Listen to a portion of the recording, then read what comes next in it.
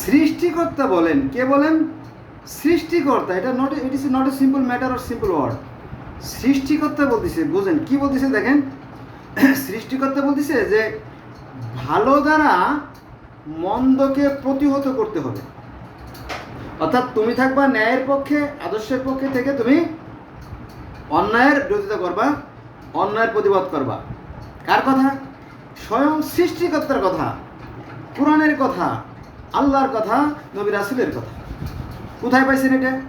এটা আছে 41 নম্বর সূরা হামিমের 34 নম্বর আয়াতে। 41 নম্বর সূরা হামিমের 34 নম্বর আয়াতে যে ভালো দ্বারা মন্দকে প্রতিহত করতে হবে। এখন আপনি একে মারবেন, ওকে কাটবেন, হ্যাঁ, আপনার মত প্রতিষ্ঠা করবেন, এটা কি ধর্মের শিক্ষা? না। আপনি আগে ভালো হন, ভালো হয়ে অন্যকে ভালো হওয়ার উপদেশ দেন। ভালো বলতে আমি সবসময় যেটা বলি সেটা হচ্ছে যে ধর্ম যদি থেকে থাকে পৃথিবীতে, তাহলে ধর্ম আছে জাপানিদের, ধর্ম আছে Laos, Cambodia, Vietnam, Thailand, Hong Kong, Bangkok, Korea, Australia, এই সমস্ত অঞ্চলের মানুষের ধর্ম আছে। এবার ব্যাখ্যা চাই, তাই না? ব্যাখ্যা চাই না? শোনেন, জাপানিরা বিনয়ী, জাপানিরা বিনয়ী, ভদ্র। তারা হর্ন বাজায় না, গাড়ির হর্ন বাজায় না যাতে পরিবেশ দূষণ না হয়। তারা পানিকে পবিত্র জ্ঞান করে, তারা পানিতে কোনো ময়লা ফেলে না, আপনারা খোঁজ নিয়ে দেখেন। তারপরে জাপানিরা দুর্নীতি, অনিয়ম কি ওরা তো জানেই না, সে দেশে কোনো অনিয়ম নাই। সে দেশে হাফেজ, কারি, মৌলানা, মুফতি, মুহাদ্দিস, মাশায়েখ, পীর, বুজুর্গ, আউলিয়া, গাউস কুতুব, হ্যাঁ, কিচ্ছু নাই। আবার সেখানে কোনো দুর্নীতিও নাই, তাই না? নাকি? তো তাহলে আমরা দেখতে পাচ্ছি যে এই যে কোরআন, এই কোরআন জাপানিরা মানে, এই কোরআন জাপানিরা মানে, কিন্তু আমরা কি করি? কোরআন নিয়ে ধোঁকাবাজি করি। কোরআন প্রতিষ্ঠাতা করব, কোরআনের হেফাজত করব। হ্যাঁ রে বেটা, তুমি প্রতিষ্ঠা করার কে আর হেফাজত করার কে? স্বয়ং আল্লাহ তো দায়িত্ব নেছে, তাই না? তুমি তোমার কাজ করে যাও, তোমার অয়েল ইওর অন মেশিন, তুমি তোমার চরকায় তেল দাও। কার কথা? সৃষ্টিকর্তার কথা। তাই ধর্ম নিয়ে বাড়াবাড়ি করা যাবে না। এটা আছে ভালো দ্বারা মন্দকে প্রতিহত করতে হবে। এটা আছে 41 নম্বর সূরা হামিমের 34 নম্বর আয়াতে, যেটা আমি আগেও বলছি, এখন বললাম। আমাদের দেশে কি হয় জানেন? এই মাদ্রাসায় দেখবেন যে মাদ্রাসার ছাত্রগুলো কি হয় দেখেন, যে একই জায়গা তারা সারা বছর, বছরের পর বছর, যুগের পর যুগ তারা একই মাদ্রাসায় খায়, একই মাদ্রাসায় শয়, একই মাদ্রাসায় রাতের বেলা যাদের ওই যে স্বপ্নদোষ হয়, অথবা মনে করেন যে রাতের বেলা অনেকে পুরসাপও করে, সে জায়গায় পুরসাপ করে। ফলে দেখবেন, আমি কিন্তু অত্যন্ত দৃঢ়তার সাথে এবং আত্মবিশ্বাসের সাথে বলতেছি, যদি আপনাদের কোনো কথা বলার যোগ্যতা থাকে আপনি কমেন্ট করতে পারেন, আমি প্রত্যেকটা কমেন্টসের উত্তর দেওয়ার চেষ্টা করি। আপনি বাংলাদেশে যত হাজার, যত লক্ষ মাদ্রাসা আছে, দেখবেন যে সবাই চুলকানির অসুখ আছে। কিছু ছাড়া সমস্ত মাদ্রাসার শিক্ষক থেকে শুরু করে বাচ্চাদের প্রত্যেকের চুলকানির অসুখ আছে। এবং এখানে চুলকানির যে মাইট, চুলকানি যেটা হয়, মাইট নামক এক প্রকার উপরের মতো জীবাণু আছে, তার কার্বন হয়। এর কোথায় পাইছেন? আমি নিজে তার বাস্তব প্রমাণ। কারণ আমি মেডিকেলে 20 বছর কাজ করছি। মেডিকেলে আজকে হলো 2025 সাল, তো আজকে হচ্ছে কত, 23 তারিখ, 23/7/2025 সাল। আমি মেডিকেলে সারা বাংলাদেশের বিভিন্ন মেডিকেলে 20 বছর ধরে কাজ করছি। এবং আমি একজন প্যারামেডিক্সও বটে, একজন মেডিকেল অ্যাসিস্ট্যান্টও বটে। হ্যাঁ, আমার যথেষ্ট এক্সপিরিয়েন্স আছে, অর্থাৎ আমার অভিজ্ঞতা আছে, সেদিকে আমি বলতেছি। এই চুলকানির জন্ম হয় এই মাদ্রাসা থেকে।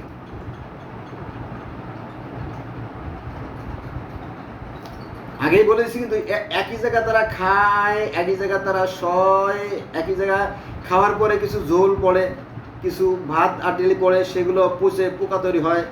তারপরে তারা সেখানে রাতের বেলা যে সমস্ত বাচ্চারা প্রস্রাব করে, তাই না?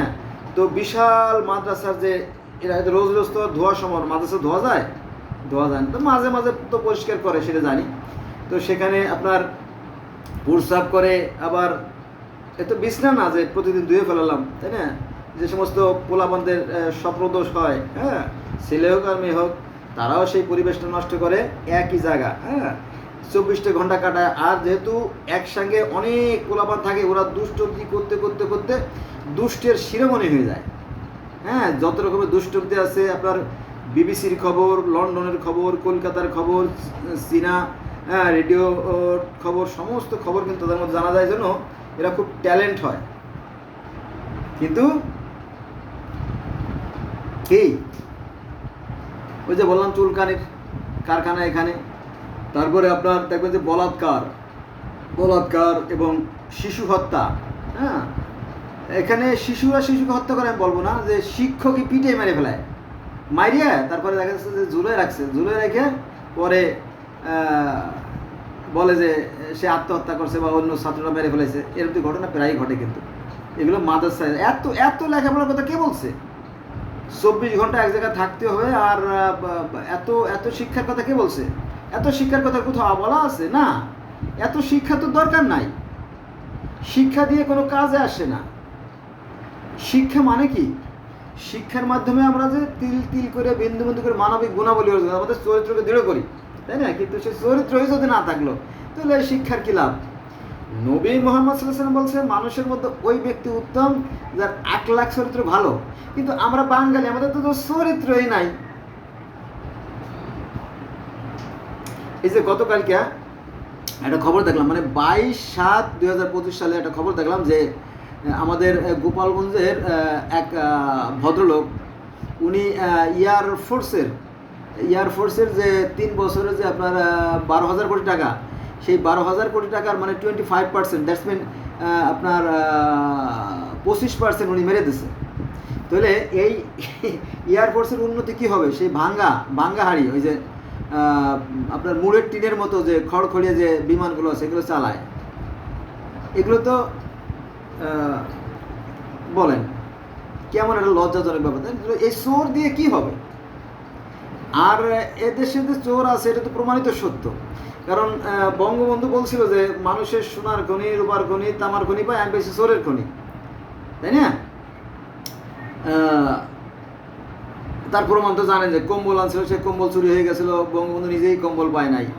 তারপরে হাসিনাও বলে গেছে যে আমার একজন পিয়ন, সেও 400 কোটি টাকার মালিক, আর সচিবরা কত হাজার কোটি টাকার মালিক। খালি ধর্ম, আর এদের কোনো ধর্ম নাই, এটা তো মানে অধর্ম জাতি। এদেরকে আপনি কী ধর্ম শিক্ষা দেবেন? জামাতে ইসলাম আসলে কি এদেরকে ধর্ম শিক্ষা দিয়ে দেবে? এদের চরিত্র তো খারাপ। আপনি মনে করেন যে একটা পাত্র, তাই না? সরি, এই যে একটা পাত্র, এই যে পাত্র না, জগ। এখন এই জগের তো তলা ফুটা, এই জগের তলা হলো ফুটা। এখন এই ফুটা জগের মধ্যে যদি আপনি সাগরের পানিও সব ঢেলে দেন, আমি বলতেছি কি, ভালো করে খেয়াল করবেন কি বলতেছি, এটা খুব সিরিয়াস একটা ওয়ার্ড। গোটা বঙ্গোপসাগর, প্রশান্ত মহাসাগর, আটলান্টিক মহাসাগর, হ্যাঁ, সমস্ত সাগরের পানিও যদি এই জগের মধ্যে ঢালেন, তাহলে এর তলা দিয়ে বেরোয় যাবে। আগে তলা বন্ধ করেন, অর্থাৎ চরিত্র ভালো করেন, দেখবেন যে সৃষ্টিকর্তা আপনার সাথেই আছে, আপনার পাশেই আছে, আপনার ভিতরে আছে।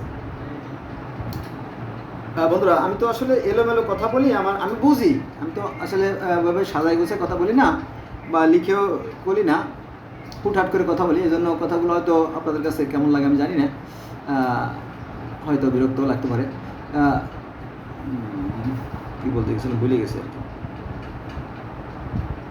তসবি, এই যে আমরা তসবি করি না, দানাগুলোকে, যে কোনো দানাগুলো আমরা সুতা দিয়ে মালা গাঁথি। এখন সুতা হচ্ছে একটা দেশের প্রশাসন, সুতাগুলো হচ্ছে প্রশাসন, আর মালাগুলো হচ্ছে জনগণ, তাই না? এই জনগণগুলো নিয়ন্ত্রণ করবে এই সুতা। যেমন তসবির দানাগুলোকে নিয়ন্ত্রণ করে একটা সুতা, ঠিক এই দেশের মানুষের নিয়ন্ত্রণ করবে এই প্রশাসন। কিন্তু প্রশাসনে কোনো বৈধতা নাই, কোনো আইন নাই। তার বাস্তব একটা উদাহরণ দেই, দেখেন যে আমাদের এই বাংলাদেশে প্রতিদিন সরকারের হিসেব মতে প্রতিদিন 15 জন লোক বা 13 জন লোক খুন হয় এই বাংলাদেশে প্রতিদিন। তো বিচার তো হয় না। বিচার হয়েছিল ওই যে খুলনার যে এরশাদ শিকদারে মারা হলো, তারপরে ঢাকার মনিরে হত্যা করা হলো। মনির সে বহুকাল আগের কথা। হ্যাঁ, আর বিচার দেখি নেই। এই বিচারগুলো কি হয়, টাকার বিনিময়ে সব হজম হয়ে যায়। ঠিক আছে, ফলে আমাদের দেশে উত্তর এই সমস্ত সন্ত্রাসী কর্মকাণ্ড বেড়ে যাচ্ছে। অর্থাৎ আমরা একটা সন্ত্রাসী জাতি, একটা অসভ্য জাতি, এটা ইতর জাতি, এটা মানতে হবে। হ্যাঁ, তবে সবাই না, কিন্তু কিছু ভালো লোক আছে, তারা এই দেশ থেকে পালাই চলে যাচ্ছে। আপনারা জানেন যে এই যে মাইনস্টার স্কুলে যে কলেজে যে বিমান দুর্ঘটনা ঘটলো, তো সেখানে এক ভদ্রলোক বলতেছিল যে এই দেশের রাজারা, এদেশের নেতারা এই দেশটাকে নরকে পরিণত করে ফেলাইছে, এদেশে থাকা যাবে না, আমি এদেশ থেকে চলে যাব। এদেশ থেকে চলে যাবো সে তো কালই বলছে, গতকালকে বলছে। আরে বাবা, সে তো আরও কয়েক বছর আগ থেকে এদেশ থেকে ভদ্রলোকরা চলে যাচ্ছে। আমি যাদের সাথে কাজ করছি এরকম তো প্রায় ডজন খানেকের আছে, যেমন সাকিবুর রহমান খান, উনি এখন আমেরিকাতে আছে। উনি মাঝে মাঝে দেখবেন যে ইউটিউবে বিভিন্ন ধরনের দেয়, গুরুত্বপূর্ণ তথ্য দেয়। উনি ওনার সাথে আমি কাজ করছি। তারপরে এই তো আপনার অস্ট্রেলিয়া চলে গেছে সরকার, রিফাত বরকতুল্লাহ, ওনার বাড়ি ছিল কুমিল্লাতে। উনি 27তম BCS-এর মেধা তালিকায় একটা ভালো স্থানে ছিলেন। তারপরেও তিনি তার সপরিবারে অস্ট্রেলিয়া চলে গেছেন। ঠিক আছে, এভাবে বললাম যে ডজন খানেক আমার সাথে কাজ করছি যারা, তারা চলে গেছে বিদেশে। হ্যাঁ, আমিও হয়তো চলে যেতে পারি। এই সভ্য মানুষদের জন্য এই রাষ্ট্র বাংলাদেশ না, এটা অসভ্য তৈরি করছে কারা? এই আলেমরাই অসভ্য তৈরি করছে। কারণ এরা খালি বদনাম করে, দেখবেন মসজিদে বৈশেও বদনাম, মাদ্রাসায় বৈশেও বদনাম, ওয়াজে যায় খালি বদনাম করে, দুনিয়ার সমস্ত মানুষের বদনাম করে। কি একটা বাজে ব্যাপার। এগুলো কি কোরআন হাদিসে আছে? এগুলো নাই। এটা বলা হয়েছে যে ভালো দ্বারা মন্দকে প্রতিহত করতে হবে, তাই না? তারা ভালো পরামর্শ দিতে পারে যে আমাদের দেশে অপরাধ প্রবণতা বেড়ে গেছে, আমরা এই অপরাধ দমনে আমরা কিছু কার্যকরী ভূমিকা গ্রহণ করতে পারি। আমরা ইচ্ছে করলে গ্রামের মানুষ বসে গ্রাম্য সালিসির মাধ্যমে আমরা আমাদের ছোটো ছোটো সমস্যাগুলো সমাধান করে ফেলতে পারি। এই ধরনের কথা হবে ওয়াজে, কিন্তু সেখানে লাইলি মজনু, সিরি ফরাত, ইউসুফ জুলেখা, এই সমস্ত প্রেম কাহিনী ইত্যাদি ইত্যাদি আলোচনা করে সময় নষ্ট করে। আর বলে যে ইহুদিরা খারাপ, খ্রিস্টানরা খারাপ, বৌদ্ধরা খারাপ, হ্যাঁ, গ্রিকরা খারাপ, চীনের জাপানের কোনো ধর্ম না, এই সমস্ত আজে বাজে কথা বলে। এটা প্রমাণিত সত্য, আপনি দেখেন ওয়াজগুলো দেখেন। হ্যাঁ, আবার ভণ্ডামি করে। এই যে ইব্রাহিম সাহেব, কারি ইব্রাহিম সাহেব, উনি নাকি জেনদের সাথে অনেক উঠা বসা, ওনার ভণ্ডামি। অথচ বাস্তবে আপনি জেন পাবেনই না। একটা ভুয়া একটা বিষয়, থাকলে থাকতে পারে। জেন যদি দেখা যায় তাহলে তো ফেরেশতাও দেখা যাবে। জেনও যদি দেখা যায় তাহলে ফেরেশতাদের সাথে দেখা যেতে হবে, তাই না? এগুলো ধোঁকাবাজি বাদ দেন, আমরা যা দেখবো এটাই সত্য। আর আমাদেরকে বলছে ভালো দ্বারা মন্দকে প্রতিহত করতে আমরা ভালো হওয়ার চেষ্টা করবো। ধন্যবাদ সবাইকে।